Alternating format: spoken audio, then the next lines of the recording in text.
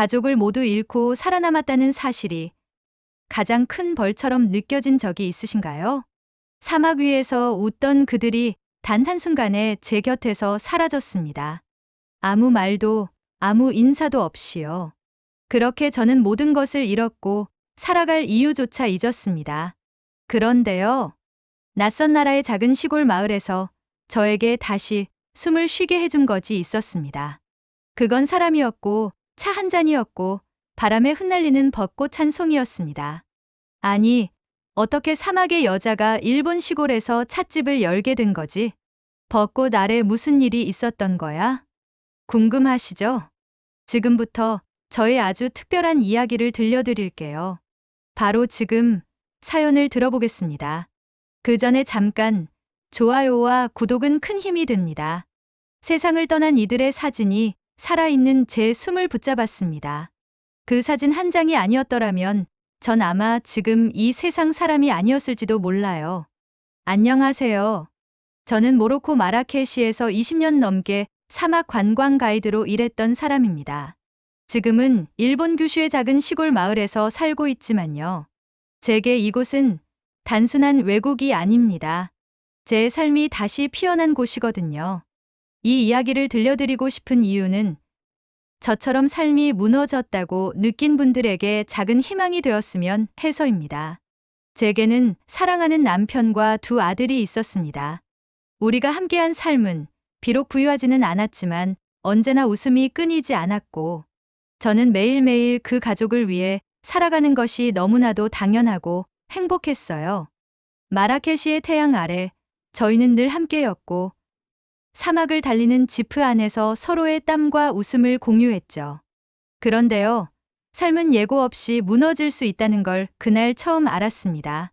그날도 평소와 다름없이 남편이 운전하고 저는 가이드 일을 마치고 집으로 돌아오는 길이었습니다. 뒷좌석에는 두 아들이 있었고요. 그렇게 평범한 하루였어요.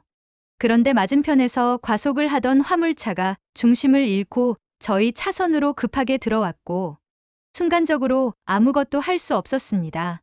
제가 눈을 떴을 때 눈앞에 보인 건 구겨진 철, 유리 파편, 그리고 너무 조용한 공기였습니다.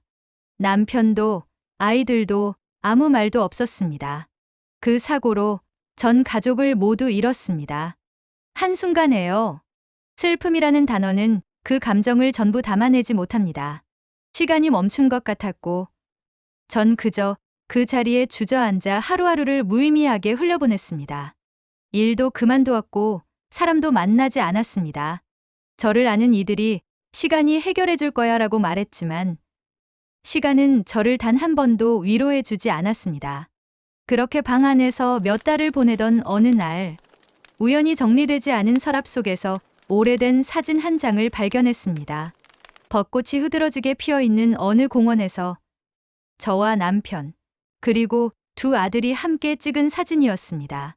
그건 수년 전 제가 단기 연수차 일본 규슈의 작은 마을에 머물렀을 때 찍었던 사진이었어요. 홈스테이 하던 일본 가정에서 벚꽃놀이를 하자며 안내해 주셨고, 처음 보는 벚꽃의 향연에 모두가 너무나 행복해했던 기억이 떠올랐습니다. 사진을 손에 쥔 채 저도 모르게 흐느끼며 생각했습니다. 이곳으로 가야겠다. 여기에 다시 가면 무너진 저 자신을 조금이라도 되찾을 수 있을까? 그렇게 저는 한 달 후 남편과 아이들이 마지막으로 웃고 있던 그 장소를 찾아 일본행 비행기에 몸을 실었습니다. 규슈의 작은 시골 마을, 이름조차 많은 이들이 알지 못하는 그곳이 저의 목적지였죠. 일본에 도착한 첫날, 제 손에는 사진 한 장과 작은 배낭 하나뿐이었습니다. 공항에 도착해 규슈행 열차를 타고 다시 버스를 타고 고즈넉한 산길을 따라 올라간 끝에야 그 마을이 모습을 드러냈습니다. 여전히 벚꽃나무는 그 자리에 있었지만 마을은 이전보다 더 조용하고 외로워 보였습니다. 관광객의 발길이 줄어들어 활기를 잃고 대부분의 젊은이들이 도시로 떠난 탓에 마을에는 노년층 주민들만 남아 계셨습니다. 제가 혼자서 오래된 민가 하나를 빌려 살아가겠다고 하자 대부분은 조심스러운 눈길을 보내셨고, 몇몇은 노골적으로 불편함을 드러내기도 하셨습니다. 외국인 여성이 그것도 가족 없이 홀로 이 마을에서 살아가겠다고 하니 당연한 반응이었겠죠. 하지만 저는 그 모든 불편함도 감수하고 싶었습니다. 이곳에서 다시 시작해보고 싶었거든요. 살아남은 이유를 찾고 싶었어요. 집이라고 부르기에도 민망할 만큼 오래된 폐가는 벽에는 곰팡이가 피어 있었고, 창틀은 삐걱거렸으며 겨울을 대비할 난방도 제대로 갖춰져 있지 않았습니다. 하지만 이상하게도 이 낯선 곳에서 저는 처음으로 스스로에게 물어보았습니다. 여기서 다시 살아볼 수 있을까? 그리고 이 질문이 제 인생을 다시 피어나게 만든 시작이었습니다. 사람의 마음을 여는 건 때론 언어가 아니었습니다. 낯선 땅에서 차 한 잔이 제 인생을 바꾸게 될 줄은 상상도 못했어요. 제가 규슈의 작은 마을에 도착한 첫날부터 느낀 감정은 고요함이었습니다. 그 고요함은 처음에는 위로가 되었지만 시간이 지날수록 고립이라는 감정으로 바뀌어 갔습니다. 말이 통하지 않는 외국인 여성, 그것도 혼자 사는 외국인이 작은 시골 마을에 나타났다는 건 그들에게도 생소한 일이었겠죠. 저는 처음 며칠간 마을 사람들과 눈도 제대로 마주치지 못했습니다. 마트에서 물건을 고를 때면 계산대 너머로 속삭이는 말소리가 들려왔고, 우체국에 들렀을 때는 제가 문을 열자 직원이 잠시 말을 멈추더군요. 물론 일본어를 어느 정도 할 수 있었지만 그건 문법과 단어의 이해일 뿐. 그들의 눈빛 속 진심을 읽기에는 한참 부족했죠. 그렇게 시간이 흐르던 중 마을 회관 게시판에 붙은 작은 종이 한 장이 제 눈을 끌었습니다. 다도 체험 참가자 모집. 외국인도 환영. 외국인도 환영이라는 말이 저를 향한 문 하나가 열린 것 같은 착각을 불러일으켰습니다. 망설임 끝에 신청서를 냈고 며칠 후 회관에 가보니 의외로 많은 분들이 모여 있었습니다. 대부분이 할머니, 할아버지들이었고 저를 보는 눈빛은 여전히 경계와 궁금증이 섞여 있었습니다. 그 자리에 계셨던 분이 바로 후지카와 선생님이셨습니다. 하얀 머리에 검은 기모노를 입고 계셨던 그분은 처음부터 저를 똑바로 바라보며 인사를 건네셨습니다. 당신, 예전에 이 마을에 온 적 있죠? 벚꽃 사진 그게 당신이군요. 순간 등골이 서늘해졌습니다. 어떻게 하셨을까 싶었는데 알고 보니 제가 머물렀던 집의 주인이 후지카와 선생님의 오랜 지인이었다고 하셨습니다. 그분은 저에게 아주 조용히 이렇게 말씀하셨어요. 사람은 같은 땅을 다시 밟을 때마다 다르게 느껴지기 마련이에요. 이번에는 무슨 마음으로 오셨습니까? 그 질문 앞에서 저는 눈을 돌릴 수가 없었습니다. 그 자리에 조용히 앉아 후지카와 선생님의 다도 시연을 지켜봤습니다. 차짚을 담는 손길, 물을 붓는 온도, 찻잔을 닦는 천의 결까지. 모든 것이 마치 한 편의 명상 같았습니다. 저는 그 자리에서 한참을 말없이 차를 마시며 살아있음을 느꼈습니다.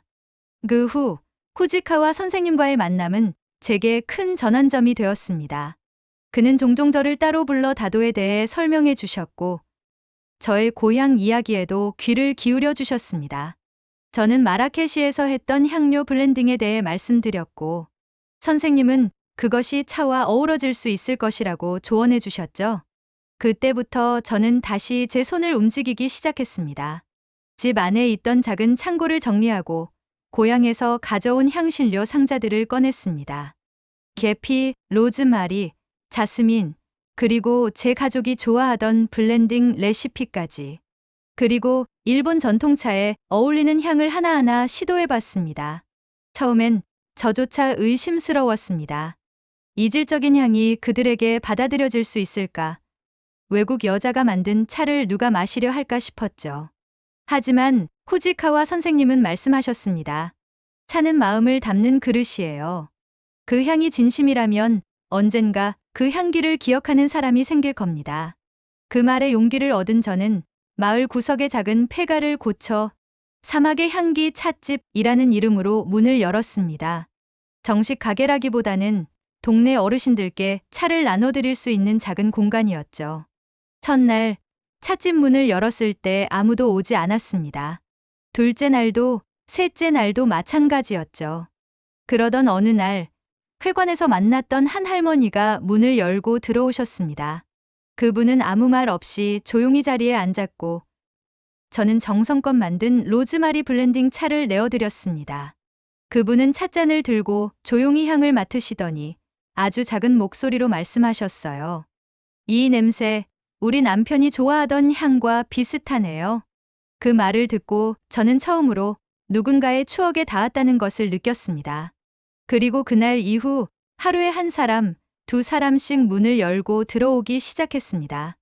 아직도 저를 완전히 신뢰하는 분위기는 아니었지만 향기로운 차 한 잔이 그 벽을 조금씩 허물고 있다는 것을 느낄 수 있었습니다.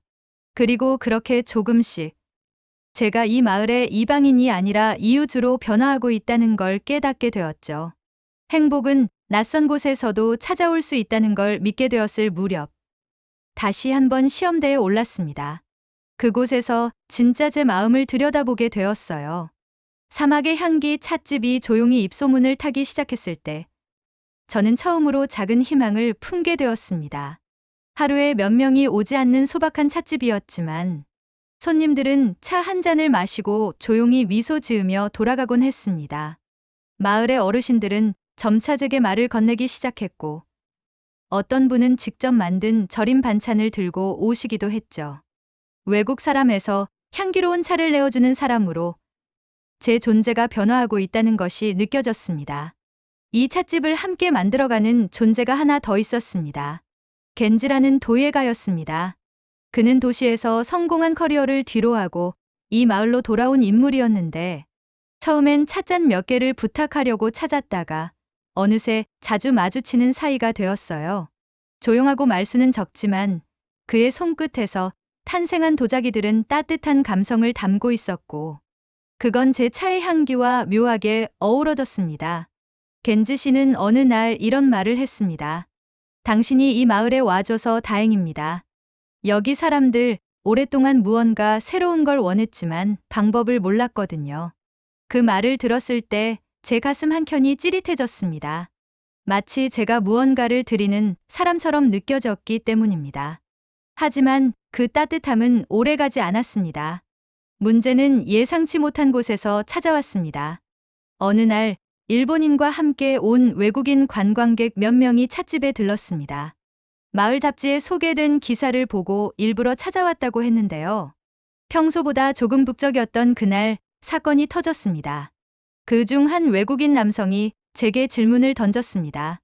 당신 진짜로 차를 알긴 하나요? 향신료 몇 개 섞어서 일본 차라고 부르는 게 우습네요.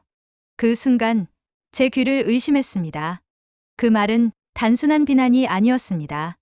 제가 이곳에서 이룬 모든 것을 부정하는 듯한 말이었기 때문입니다. 주변에 있던 다른 손님들도 그 말을 듣고 조용해졌고 겐지 씨마저 표정을 굳히고 말았습니다. 그 사람은 계속해서 제 배경과 전문성을 의심하는 말들을 던졌습니다. 차라리 고향에 돌아가서 커피나 팔지 그래요? 라는 비아냥까지 섞여 있었습니다. 저는 할 말을 잃었습니다. 억울하고 분했고 무엇보다 그 자리에 있는 것조차 너무나 고통스러웠습니다. 그 일이 있고 나서 며칠 동안 저는 찻집 문을 열지 않았습니다. 마을 사람들은 말없이 지나갔고 겐지 씨도 조심스럽게 다가왔지만 저는 모든 것이 무너진 듯한 기분에 그저 눈을 감고 있었습니다. 역시 나는 이곳 사람이 아니야. 괜한 욕심이었어. 그 생각만이 머릿속을 가득 채우고 있던 어느 날 후지카와 선생님이 직접 찻집 문을 두드리셨습니다. 조용히 앉아 계시던 그분은 제가 눈도 마주치지 못한 채 눈물을 흘리고 있자 말씀하셨어요. 당신은 향기를 내는 사람이죠. 그런데 지금은 냄새만 맡고 향을 보지 못한 이의 말에 흔들리고 있군요. 그 말은 마치 망치처럼 제 가슴을 내리쳤습니다. 진짜 향은 시간이 걸립니다. 이 마을은 이미 당신의 향기를 기억하고 있어요. 잠시 스쳐 지나가는 바람에 그 향을 잃어버리진 마세요. 그 말에 저는 다시 눈을 떴습니다. 다시 마루에 앉아 차짚을 다듬고 천천히 물을 데우며 차를 준비하기 시작했습니다. 그리고 며칠 후 다시 찻집 문을 열었습니다. 놀랍게도 기다렸다는 듯 마을 사람들이 하나둘 찾아왔습니다. 어떤 이는 조용히 앉아 차를 마셨고 어떤 이는 따뜻한 말을 건넸습니다. 심지어 그 외국인 관광객의 행동을 지켜봤던 마을의 젊은 커플은 손을 꼭 잡고 와서 말했습니다. 그 사람 말 신경 쓰지 마세요. 저희는 여기 차가 너무 좋아요. 마음까지 따뜻해지는 맛이에요. 그 말을 들은 순간 다시 한번 눈물이 흐를 뻔했습니다. 저는 찻잔을 들고 조용히 말했습니다. 감사합니다. 다시 차를 끓일 수 있을 것 같아요. 그날 이후 저는 매일같이 문을 열고 손님을 맞이합니다. 겐지 씨는 저를 위해 새로운 찻잔을 만들어 주었고 그 안에는 작은 벚꽃 문양이 새겨져 있었습니다. 벚꽃은 언젠가 다시 피어나죠. 그처럼 저의 마음도 이 작은 찻집 안에서 천천히 다시 피어나는 중이었습니다. 저는 사막에서 왔습니다. 하지만 지금 제 마음에 피어난 꽃은 이 마을의 벚꽃입니다. 한 송이의 꽃이 산 전체를 다시 피워냈습니다. 벚꽃이 피었습니다. 저의 찻집 마당에 심은 어린 벚나무에도, 동네 회관 앞에 오래된 벚나무에도 연분홍빛 꽃이 흐드러지게 피어났습니다. 마을은 이 계절이 되면 언제나 조용히 들뜨는 것 같습니다. 그리고 저 역시 처음으로 이 계절을 기다렸다는 감정을 느끼게 되었습니다. 올해의 벚꽃은 저에게 특별한 의미를 가졌습니다. 찻집을 다시 열고 사람들과의 관계가 회복되면서 제 삶은 조금씩 안정되어 갔습니다. 겐지 씨와의 관계도 마찬가지였습니다. 말이 많지 않던 그는 어느 날 저를 조용히 마당으로 불러 자신이 만든 작은 찻상을 보여주었습니다. 벚꽃 문양이 새겨진 도자기 찻잔 4개, 그리고 정갈한 나무 찻상. 그는 부끄러운 듯 말했습니다. 이건 당신 가족을 위해 만든 거예요. 사라진 사람들은 사라지지 않아요. 기억 속에서 살아있으니까요. 저는 그 말을 듣고 말없이 찻잔을 하나하나 만져보았습니다. 겐지 씨의 따뜻한 손길이 그 안에 담겨 있었습니다. 잊고 있던 가족과의 기억이 차 안에서 천천히 우러나오는 것 같았죠. 그리고 벚꽃이 절정을 이루던 어느 날, 마을 사람들과 함께 작은 찻자리를 마련하게 되었습니다. 처음엔 그저 조용한 다도 모임 정도를 생각했는데 예상보다 많은 분들이 참여하셨고 심지어 후지카와 선생님은 저에게 직접 차를 올릴 수 있는 기회를 주셨습니다. 작은 정원 안 벚꽃잎이 흩날리는 가운데 저는 준비해온 향료 블렌딩 차를 천천히 우려내었습니다. 마라케시에서 가져온 재료들, 그리고 일본 녹차가 어우러진 이 차는 저와 이 마을의 시간을 모두 담은 향기였습니다. 차를 나누던 중 후지카와 선생님이 저를 바라보며 이렇게 말씀하셨습니다.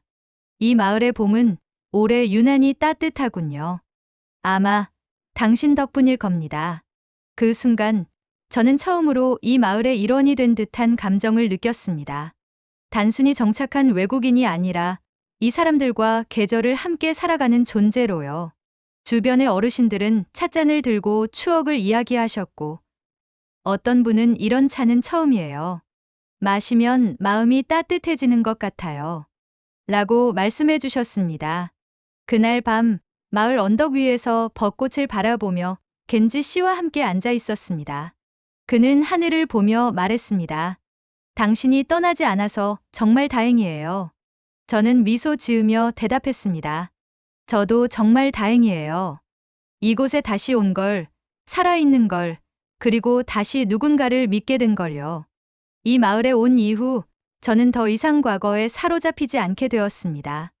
여전히 가족을 떠올리면 마음이 아프지만 그들의 기억은 이제 고통이 아닌 향기가 되었습니다. 찻집 구석에 걸려있는 벚꽃 아래에서 찍은 가족 사진을 볼 때마다 저는 웃으며 말합니다. 당신들이 저를 여기로 데려왔네요.